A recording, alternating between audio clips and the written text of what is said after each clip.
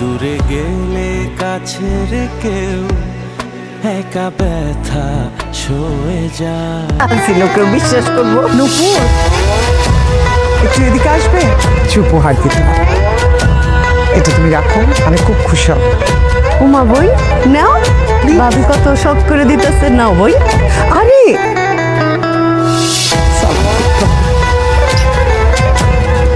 সে যেন জোর করে এই পরিবারের অংশ হওয়ার চেষ্টা না করে।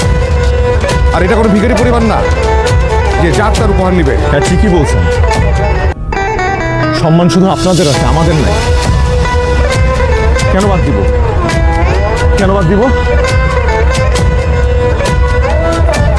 আমার মায়ের অপরাধ কি?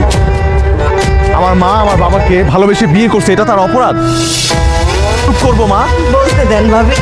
অবশ্যই বলবো আমি। এখানে আসার পর থেকে তারা আমাদেরকে কন্টিনিউয়াসলি অপমান করে যাচ্ছে।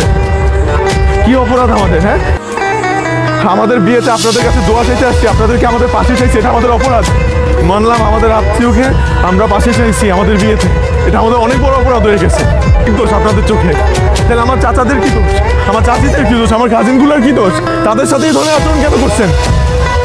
বিতাড়িত করে দিছিল, এরপর তারা বুঝতে পারছে, তারা রিয়েলাইজ করছে যে আপন মানুষ হারানোর কষ্ট কতটুকু। কারণ আমার বাপটা মারা গেছে,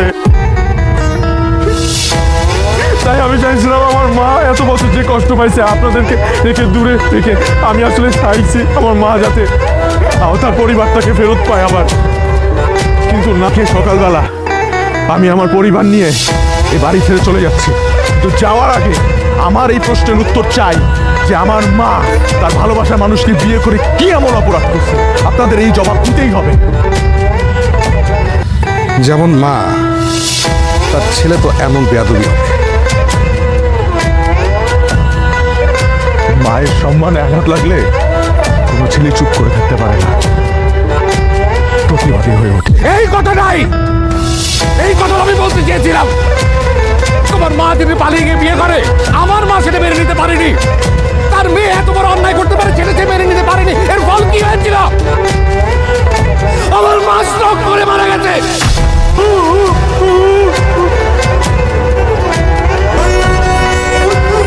যার জন্য আমার মা মারা গেছে, তাকে আমি মৃত্যু সংবাদ দিব, তার সাথে যোগাযোগ রাখবো, তাকে তার পরিবারকে আমার এই বাড়িতে খাই দেবো। বলো, তুমি বলো।